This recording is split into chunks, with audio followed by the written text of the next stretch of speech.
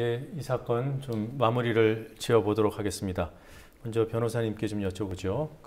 여전히 원정아 씨 본인은 간첩이라고 강력히 주장하고 있습니다. 이 사건 어떤 부분을 규명해야 하는지요? 일단 저는 제가 재판 과정에서 원정아 씨 만나본 제 소감으로는 원정아 씨 본인의 정신 상태가 굉장히 좀 혼란스러웠다라는 생각들이 듭니다. 그것이 일시적인 것이었는지 아니면 본인이 북한에서부터 어떤 정신병력을 가지고 있었던 것인지 모르겠고, 한편으로는 탈북자로서 여러 가지 부푼 꿈을 안고 한국에 들어왔다가 한국에서 맞닥뜨리게 되는 여러 가지 현실이 있지 않습니까? 자본주의 사회. 그런 표현들도 있었어요. 이은영 기자의 표현이었던 것으로 기억이 되는데, 갑자기 그 자본주의라고 하는 정글에 떨어뜨려진 한 순진무구한 탈북자, 이런 표현도 있었는데, 그 과정에서의 정신적 혼돈이었는지는 모르겠지만 원정아 씨 본인의 정신적인 진술의 어떤 신빙성에 전제되는 그 부분도 좀 저는 규명이 필요하다고 생각이 들고, 첫째로. 두 번째로는 원정아 씨가 자진해서 간첩임을 자수하고 이후에 기소되기까지 과정들이 저는 이 사건 수사하고는 별개로 반드시 규명돼야 될 것으로 생각됩니다.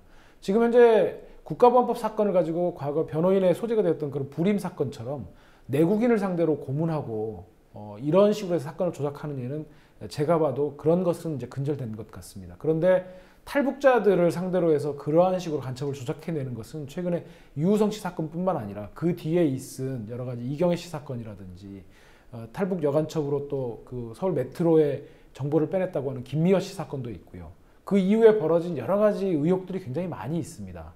이런 부분들은 앞으로 남북 통일에 대비해서 사회 통합이라는 관점에서도 지금 탈북자가 2만 명이 넘고 있는 이런 상황에서 이 탈북자를 간첩으로 만드는 것은 탈북자 전체를 잠재적 간첩으로 보게 돼서 결국은 통일 이후뿐만 아니라 통일 이전이라도 우리 사회 통합을 해치는 아주 중대한 문제라고 생각이 들고요.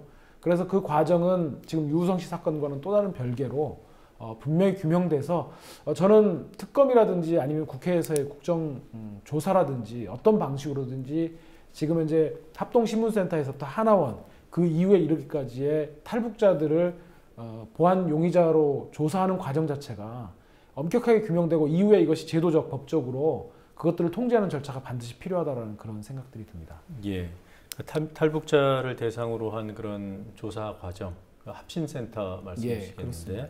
그런 부분은 이제 제도적인 접근이 필요할 부분인 것 같고, 원정아 씨 사건으로 국한해 보자면 원정아 씨 본인이 간첩임을 주장하는 이상 뭐 재심이라든가 이런 것은 불가능한 거 아닌가요?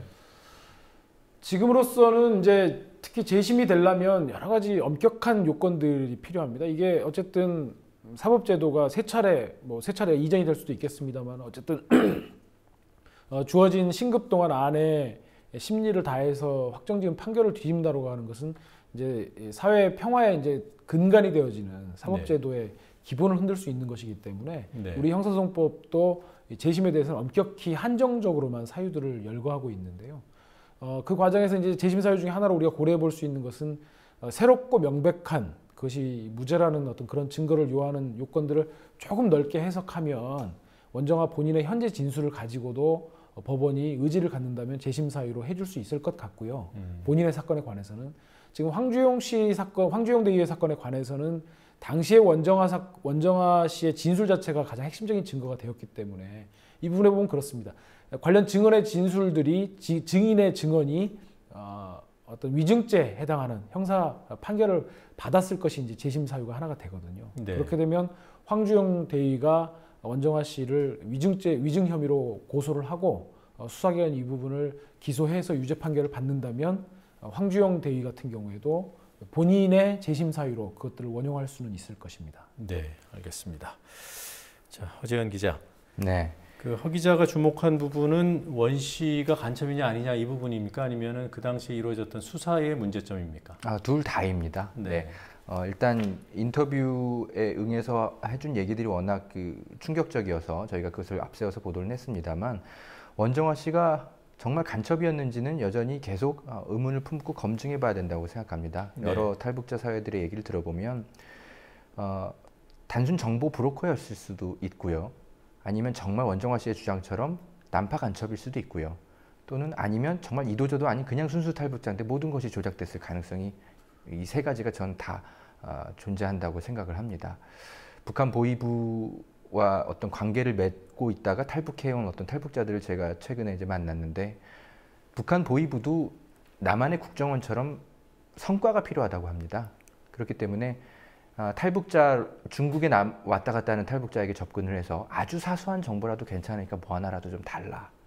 그렇게 해서 계속 회유해서 보위부에 보고를 해서 뭔가 이렇게 자신의 승진에 활용을 하고 그렇기 때문에 어떤 식의 어떤 심부름이나 어떤 제안을 받아서 단순하게 정말 아주 사소한 정보 브로커의 역할을 했을 가능성은 있다라는 것이 탈북자 사회의 추정입니다. 예. 그런데 그것이 굉장히 치밀하게 오래전부터 계획돼 가지고 난파된 어떤 훈련된 간첩인 것으로 포장된 것은 아닌지 이거 역시 검증해 볼 필요가 저는 굉장히 있다는 생각이 들고 아니면 정말 정보 브로커도 난파 간첩도 전혀 아닐 수도 있는 것이고요. 이것은 조사가 좀 필요하다고 생각을 합니다. 진상 조사가 필요하고 아니면 원정화 씨가 스스로 양심 고백을 하든지 뭔가가 좀 필요하다는 생각이 들고요. 두 번째는 수사 과정에서의 문제점도 저는 좀 진상조사가 이루어져야 되지 않나 이런 생각이 듭니다. 예. 어쨌든 원정화 씨가 조사 과정에서 변호인의 조력을 제대로 받지 못했다고 계속 주장을 하고 있고 술을 먹으면서 어떤 자기 방어력이 굉장히 취약한 상태에서 조사가 이루어졌다든지 뭐 이런 것들에 대해서 이건 저는 수사가 이런 식으로 진행되면 안 된다고 보거든요. 이런 네. 것들에 대한 진상조사가 같이 이루어져야 되지 않나 이런 생각이 듭니다. 네, 알겠습니다. 네, 국민의 이름으로 기소한다. 국민특검 3회는 위장탈북 부녀 간첩 사건, 이른바 원정화 사건을 둘러싼 의혹을 따져봤습니다. 모레 4회에서는 보훈처 등 다른 국가기관의 대선 개입 의혹을 다룰 예정입니다. 국민특검 4회 국민특별검사로는 새정치민주연합 강기정 의원을 모시도록 하겠습니다. 네, 국민특검 3회 나는 난파 간첩이다. 여기서 모두 마치도록 하겠습니다. 시청해 주신 여러분 고맙습니다.